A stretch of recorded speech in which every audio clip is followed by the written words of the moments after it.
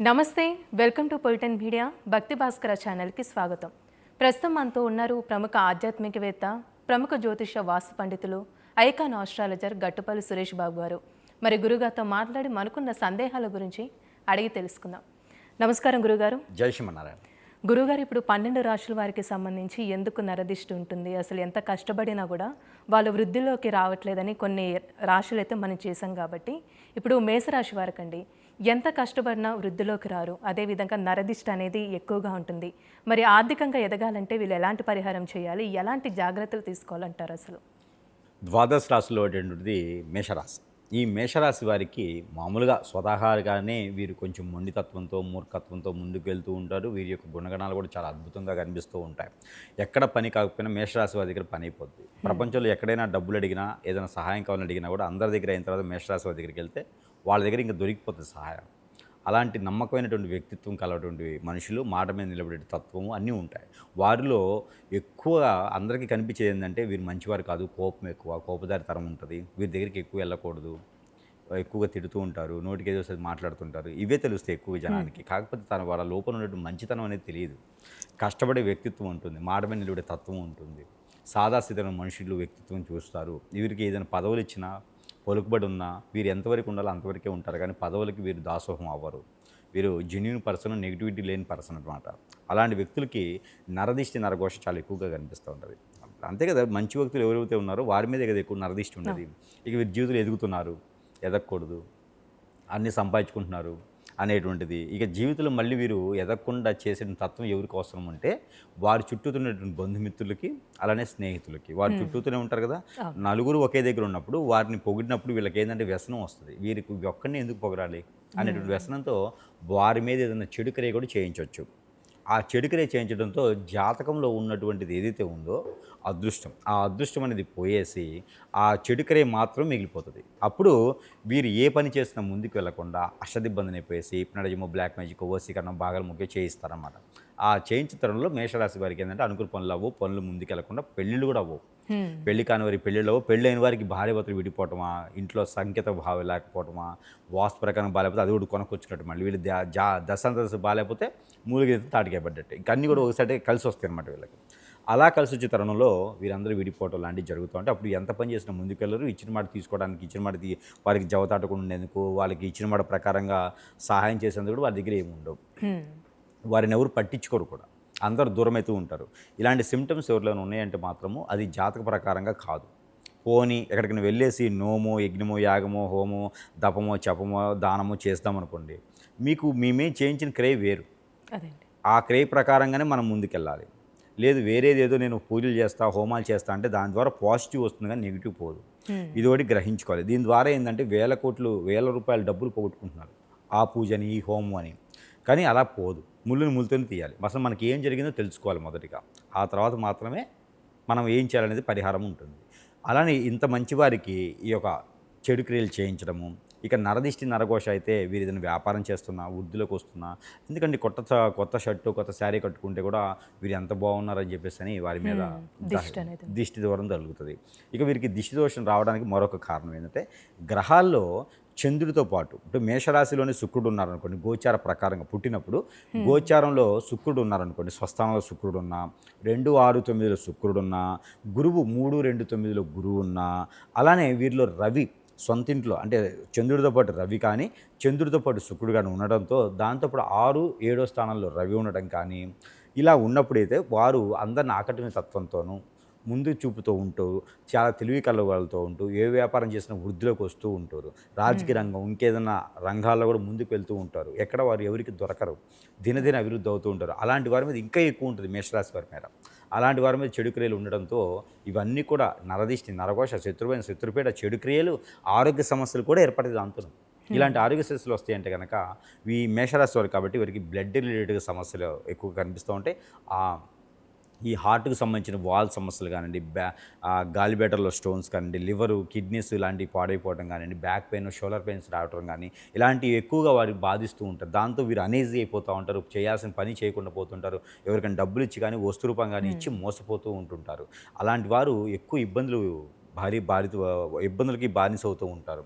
దాంతోపాటు పెళ్లి వయసు వచ్చేటికి పెళ్లి చేద్దాం అనుకునేటానికి తల్లిదండ్రులకి ఏదో సమస్య రావటమా, ఆర్థికమైన ఇబ్బందులు రావటమా, ఇవన్నీ కూడా ఎదుటివారు చేయించేటువంటి క్రియల ద్వారానే ఏర్పడతా ఉంటాయి. గ్రహరీత్యా అనేది కొంచెం చాలా తక్కువ ఉంటాయి. ఇక పూర్వీకుల శాపం కానీ పూర్వీకుల కర్మలు కానీ వస్తూ ఉంటాయి. ఏదైనా అమ్మవారి పూజించేసి అవి వదిలేయటమా, వీరి తరంకి వచ్చేటప్పటికి వాటి గురించి పట్టించుకోకపోవటమా, లేదా కనీసం దండం పెట్టుకోలేకపోవటమా, అవి కూడా మనకి దోషాల కిందే ఖచ్చితంగా పరిగణలో తీసుకోవాల్సి వస్తుంది. ఇక ఇంట్లో పుట్టలు పెంచడం కానీ, ఆడపిల్లని ఏడిపించడం కానీ, ఇలాంటివి ఏమైనా ఉండి మీ పెద్దవారు ఎవరైనా చేస్తూ ఉంటే ఆ కర్మలన్నీ కూడా ఖచ్చితంగా మేషరాశి వారి పైన ఎక్కువగా చూపిస్తాయని తెలుసుకోవచ్చు మనం. అంటే వాళ్ళు ఎంత కష్టపడినా కూడా పని చేసుకొని కొన్ని సంవత్సరాల నుంచి కష్టపడుతున్నా కూడా ఆర్థికంగా సరిగ్గా లేకపోవడం కూడా జరుగుతూ ఉంటుంది. ఎందుకు ఆ డబ్బులు నిలవంటారండి? ముఖ్యంగా మేషరాశి వారికి ఏమవుతుందంటే కనుక నరదిష్టి ప్రభావం వల్లనే ఆర్థికంగా ఎదగలేరు, ముందుకు వెళ్ళలేరు. ఏ పని చేద్దామన్నా కూడా వెనక పడుతూనే ఉంటుంది. రేపు చేయాల్సిన పని రేపు చేయరు, 4 రోజుల తర్వాత చేద్దాం అనుకుంటారు. అప్పుడు ఏమైందంటే ఈ పని అంతా వెనకబడిపోయినట్టే కదా. వారి మీద గ్రహదోషాలు ఏంటంటే శని కానీ, గురువు కానీ, అలానే కుజుడు కానీ ఎక్కువ బాధిస్తున్నటువంటి గ్రహాలు వారి వైపు తిరుగుతున్నాయి అనుకోండి కరెంటులో. ఆ విధంగా కూడా వారికి బాధించేటువంటి విధం అయితే కనిపిస్తూ ఉంది. దానివల్లనే వాళ్ళ ఆర్థికమైనటువంటి పరిస్థితులకి వారు వెళ్ళిపోతూ ఉన్నారు. దానితో పాటు వీరు కొంతమేర ముందుకు రావాలన్నా కూడా ఎవరో ఒక రకమైన చెడు క్రియలు చేపిస్తూ ఉంటారు. అయితే వీరికి ఇప్పుడు జూన్ 2వ తారీఖు 2026 సంవత్సరంలో గురు మార్పిడి చెందుతున్నారు. గురుగ్రహము మీనరాశి నుంచి మిథున రాశి నుంచి కర్కాటక రాశికి సంచరిస్తున్నారు. గురువుతో పాటు శుక్రుడు కూడా సంచరిస్తూ ఉన్నారు. ఇద్దరు సంచరికతో ఇక మేషరాశి వారికి అయితే కొంతమేర పట్టిందల బంగారం కాకపోయినా మిశ్రమ ఫలితాలు అయితే లభ్యపడుతున్నాయి. ఎవరికైనా ఇప్పటి వరకు ఒక్కసారి కూడా పెళ్లి కాని వారు ఎవరైనా ఉంటే కూడా పెళ్లి చూపులు చూసుకునే దానికే కాదు, పెళ్లి చేసుకునేందుకు కూడా అర్హత వచ్చేది అలా కనిపిస్తుంది. వనరులు కూడా బాగానే వీరికి లభ్యపడుతూ ఉన్నాయి. పోయేటువంటి దారిలో ఎతికేటువంటి తీగ కాలికి తగిలినట్టుగానే వీరికి మంచి వనరులు కూడా అందిపుచ్చుకునే దానికి కనిపిస్తుంది. కాకపోతే వీరు అందిపుచ్చుకోవాలి.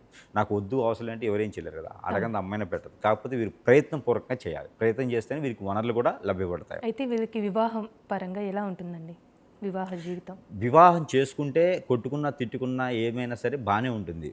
వివాహం చేసుకోకపోతే అట్లే ఉండిపోతారు. 22 సంవత్సరాలలోపు ఆడపిల్లకి, 27 సంవత్సరాలలోపు మగపిల్లకి ఖచ్చితంగా వివాహం అవ్వాలి మేషరాశి వారికి.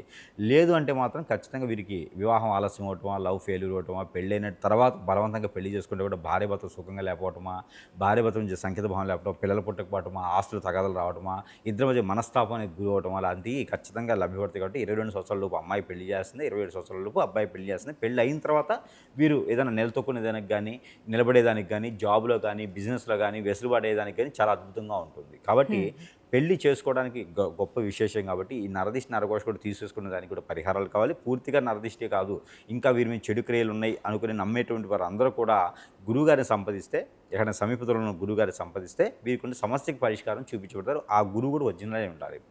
వీరిని చూసి వారు ఇంకేదన్నా ఆశించకూడదు.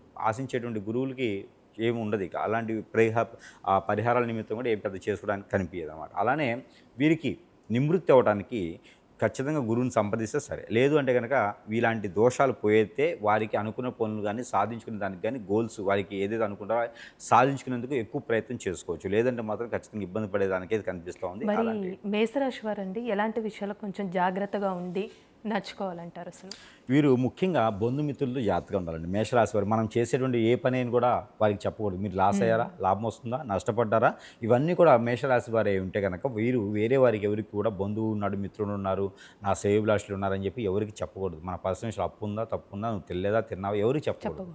సైలెంట్గా ఉండాలి, నవ్వితే నవ్వాలి, ఏడిస్తే ఏడువాలి, పక్కకి వెళ్ళిపోవాలి అంతే. అలాంటి చెప్పడం ద్వారా వారు మనమే చూయించడం వ్యసనం, రంది, కుళ్ళు, కుతంత్రాలు, ప్రేమ, అభిమానాలు వాడు ఎదుటి వారి దగ్గర ఉండవు. కాబట్టి మేషరాశి వారు చాలా అప్రమత్తంగా ఉండాలి, జాగ్రత్తగా ఉండాలి. పర్సనల్ విషయాలు ఎవరికి షేర్ చేయకూడదు. కాబట్టి ఇలాంటివి ఉండాలి. ఇక పరిహారాల విషయం వీరికి ఇట్లా ఉంది. ఇక ఏదైనా నిజంగానే సమస్య పెద్దగా ఉంది అంటే పరిహారం అంటే ఏ విధంగా చేయాలండి? మరి ఇంకేదన్నా వీరికి సమస్య పెద్దగా ఉంది అంటే కనుక ఖచ్చితంగా గురువుగారిని కలిస్తేనే వీరికి ఏదైనా సమస్య పరిష్కారం మారుతుంది. లేదు చిన్న చిన్న సమస్యలు ఉన్నాయండి, పరిహారం చేసి చూసుకుంటాను నేను ఒకసారి అనుకున్న వారికి అయితే కనుక ఖచ్చితంగా బ్రౌన్ కలర్ శనగలు ఉంటాయి. బ్రౌన్ కలర్ శనగలు, నాటు శనగలు, బ్రౌన్ కలర్ శనగలు, పచ్చ పెసలు, నల్ల మినుములు, నల్ల నువ్వులు, 4 వస్తువులు కలిపి కాకుండా ఇంకా గోధుమలు, కందులు, ఉలవలు, ఇవన్నీ 7 రకాల వస్తువులు కలిపితే ఒక్కొక్క హాఫ్లో తీసుకుని 3.5 కిలోలు అవుతాయి. ఇవన్నీ కూడా పారేడు నీటిలో తలస్నానం చేసి, ఈ పారేడు నీటిలో ఏ దోషం ఉన్నా పోవాలి, మామే చేయించిన చెడు క్రియలు కానీ అన్నీ కూడా పోవాలి, పటాపంచులు అవ్వాలని చెప్పేసి అని ఇవన్నీ కూడా ఆ పారేడు నీటిలో వేసేయాలి. వేసేసిన తర్వాత హనుమాన్ మందిరంలో ఆకుపూజ కానీ అక్కడ ఏదన్నా శివాలయం ఉంటే పంచామృత అభిషేకం కానీ చేయిస్తే కనుక ఖచ్చితంగా వీరి మీద ఉండే దోషాలు ఒకటే కాదు, నరదిష్టి నరఘోష కూడా, ఆర్థికపరమైన ఇబ్బందులు కూడా పక్కదొరిగేలా కనిపిస్తున్నాయి. కాబట్టి ఈ విధమైన పరిహారం చేసుకుంటూ ఉండాలి. అలానే ఎవరికైనా దానం ఇచ్చే దాంట్లో ఏదైనా వస్తు రూపాన్ని చెప్పిన దానంలో పాటు ఏదైనా జంతువును కూడా దానం ఇవ్వచ్చు. దానివల్ల వీరికి మంచి కలిసి వచ్చేటువంటి కాలం అని చెప్పొచ్చు. అలాంటి మేషరాశి వారికి అదృష్టం అనేది ఈ చిన్న చిన్న ప్రయోజనం చేసుకోవడం ద్వారా కూడా వస్తుంది. చాలా చక్కగా తెలియసా గురుగారు, ధన్యవాదాలు.